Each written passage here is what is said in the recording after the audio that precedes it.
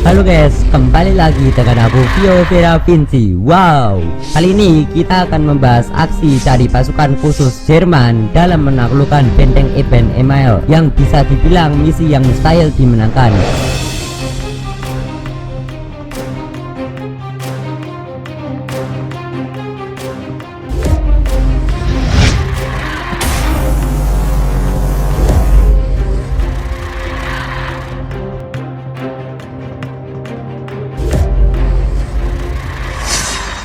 Pertempuran benteng Eben Emael merupakan pertempuran antara Jerman dan Belgia pada tanggal 10 Mei tahun 1940.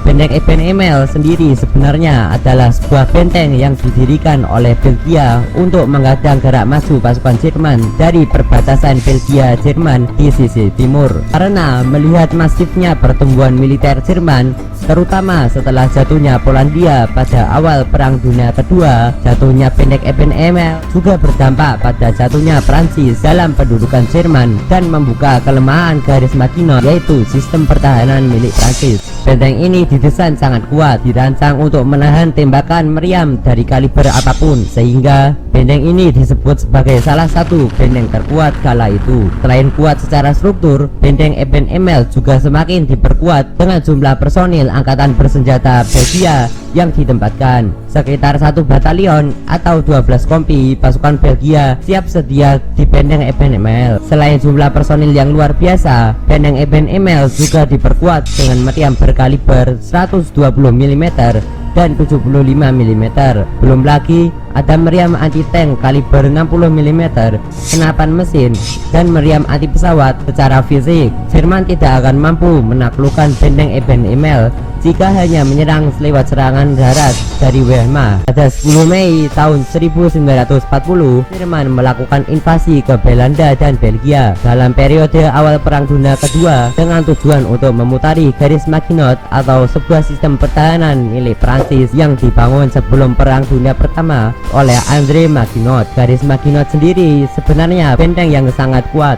Bahkan Jerman tidak terlalu yakin untuk bisa menaklukkan Maginot. Akhirnya diputuskan untuk menaklukkan Prancis, maka harus berputar melalui Belgia. Ketika telah diputuskan untuk melewati Belgia agar dapat menaklukkan Prancis, Jerman dihadapkan pada sistem pertahanan benteng milik Belgia yang serupa tapi tak sama dengan sistem pertahanan garis Maginot milik Prancis, yaitu benteng Eben Emael. Jerman kemudian mengatur strategi agar dapat menaklukkan benteng Eben Emael yang kokoh dan diperkuat oleh 1.200 tentara Belgia itu. Jerman melihat jika melakukan serangan dengan angkatan darat Jerman atau Wehrmacht, maka akan membutuhkan waktu yang sangat lama, mungkin berbulan-bulan. Oleh karena itu, diputuskan melakukan serangan dengan mengirim angkatan udara Jerman atau Luftwaffe untuk menaklukkan benteng Eben Emael. Luftwaffe kemudian menunjuk unit pasukan khusus terjun payung mereka, Fallschirmjäger, untuk menaklukkan benteng Eben Emael di bawah komando Kapten Walter Kotzenleit dan Rudolf Witzig yang memimpin sekitar 80 orang personel Fallschirmjäger dan 74 insinyur Luftwaffe. Sebelum melakukan penyerangan ke benteng Eben Emael, Jerman melakukan latihan perang di suatu daerah yang termasuk dalam wilayah Cekoslovakia. Dalam latihan itu,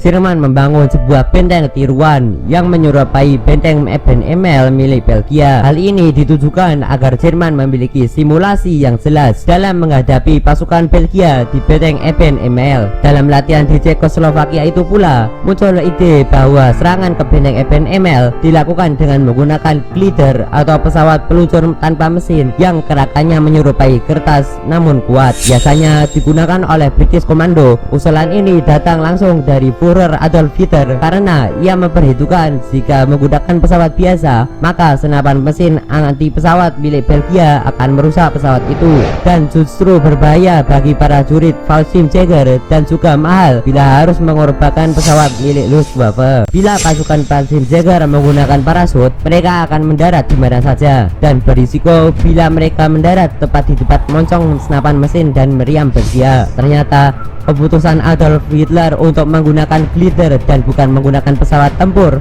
menjadi benar dan ide yang cemerlang. Ditambah kepiawaian orang Jerman yang kuat dan disiplin turut mendukung keberhasilan misi ini.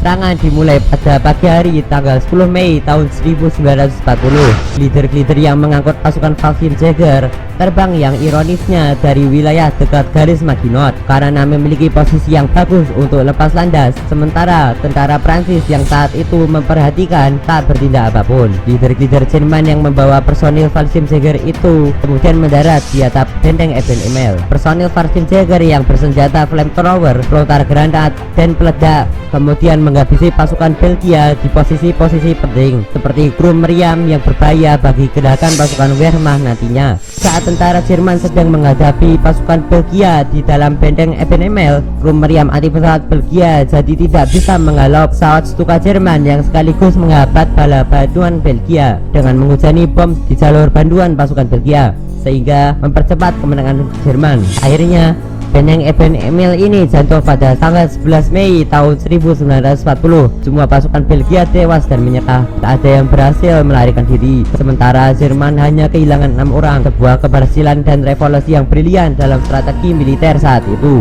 Dan menaikkan pamor pasukan Walfenjäger sebagai sebuah unit pasukan khusus Jerman yang elit.